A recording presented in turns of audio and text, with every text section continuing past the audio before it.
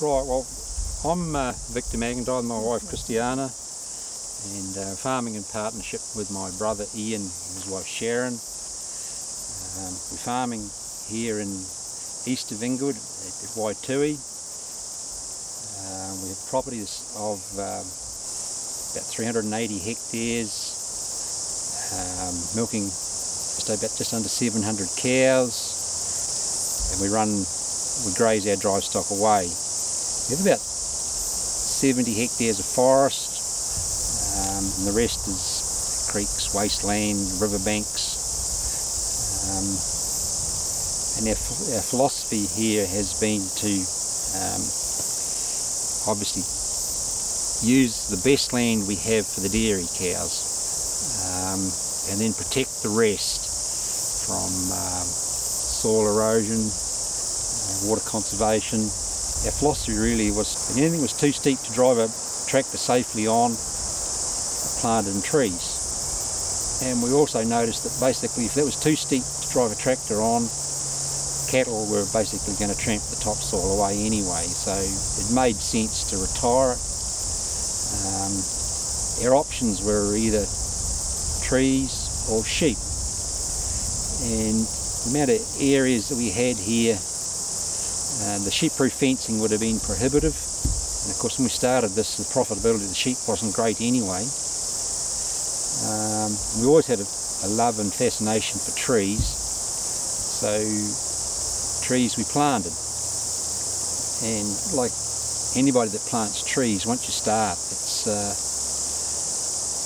you just become so enthusiastic about it. You know, you see them grow and you think, oh gee, I don't have to go into that creek again to get a cow out or anything like that, or pull it out, or same thing, oh that one I've got rid of that paddock's tidied up now, I'll go to the next one and do that. While the forest's growing, of course, there's we get lots of other benefits as well. You know, we get, obviously we're meeting our targets for clean stream accord with Fonterra quite easily now. We're well over 90%, not only with our forests, but we've planted a huge amount of riparian planting gone in as well, using the Regional Council's native tree planting. We're getting benefits from shade, we're getting benefits from shelter, which has been really important once or twice when you get some really cold weather coming through. So apart from that, it creates an environment around the farm, and the farm staff particularly comment that it's a real pleasure going around the farm, because there's always interesting scenery to look at. But because we have planted trees over about a 20-year period, approximately sort of 3 or 4 hectares annually, we're going to have a continuous cut over the next 20 odd years.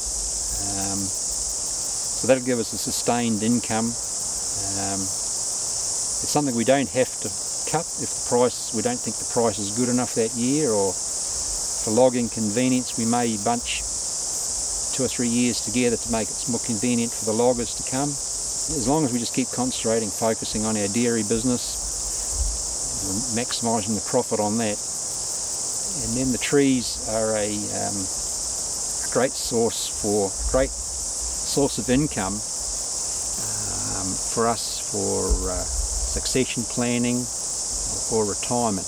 Because we plant a lot of natives with the Regional Council's riparian program, you know, we're looking forward to them making really quite an impact from a scenic point of view, and it's fantastic for the bird life on this farm. There's not a day goes by where you don't see tuis or wood pigeons or pheasants flying around the farm, and it just gives me a thrill really to see all that.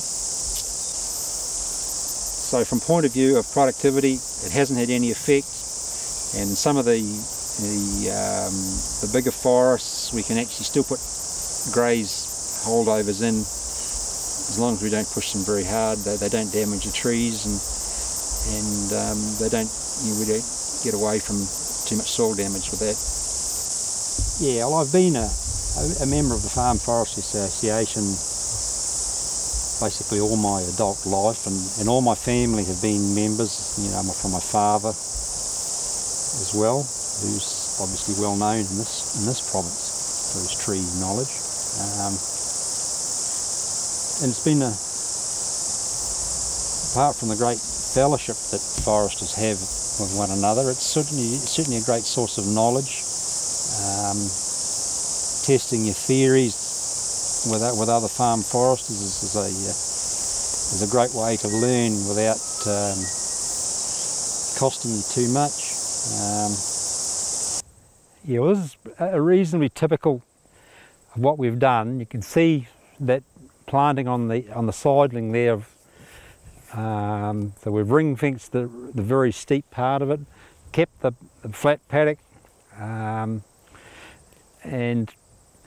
you can see some down here. We've got some riparian, some redwoods down here as a riparian, and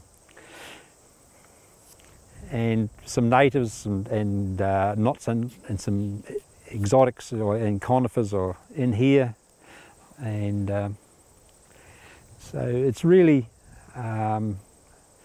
it works for us. It doesn't necessarily have to be the same for everyone,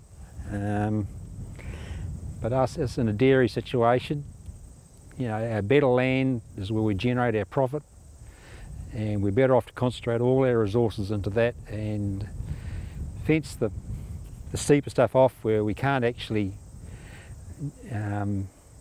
grow high quality grass easily, and that's really what generates our profit. We're just growing lots of high quality feed. Yeah, here's a good example of what we've been trying to achieve with our laneways, is planting the west side of them so the cows are walking in the shade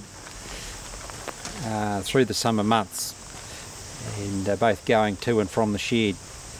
And we're pretty well achieved at probably about 75% of our races now on this north-south system we have is shade, and as the trees get bigger and bigger they'll only get better and better. Of course, the big advantage with the kawa, they lose their leaves in about May.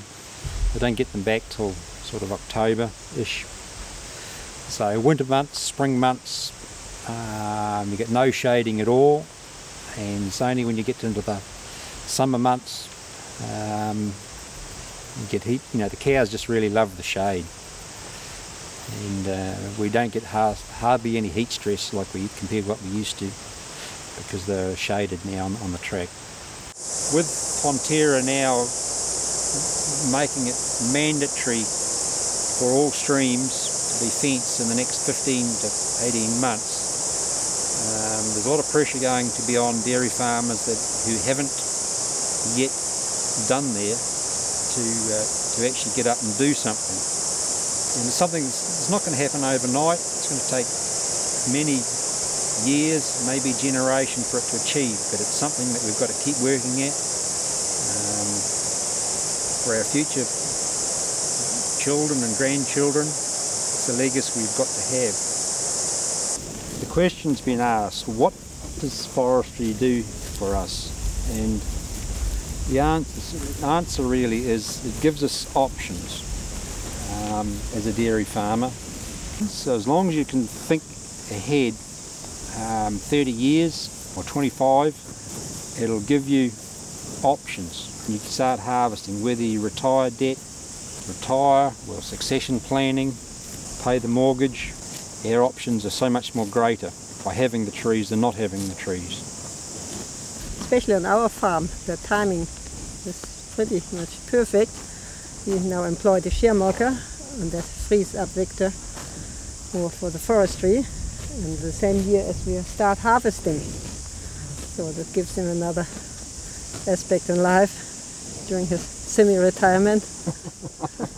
Fulfills his wish never to retire.